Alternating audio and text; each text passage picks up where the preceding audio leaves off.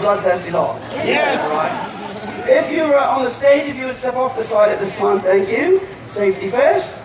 We're clear. And this is the largest and most dangerous bird that we have to share with you this day. It is so dangerous, lords and ladies, that her name is Ed.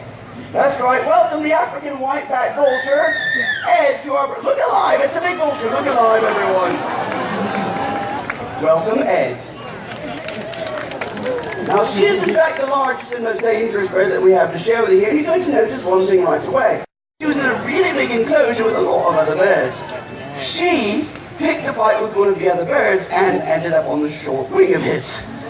But that does not distract from what she's going to share with us here today. Now, we've talked about the gripping strength of some of the other birds being really significant. These are the biggest feet we've seen so far. So how about you take a guess? How much gripping strength do you think that she might have? 0. Shout it out. 0, 35, 500, 1,000, 1,000,000.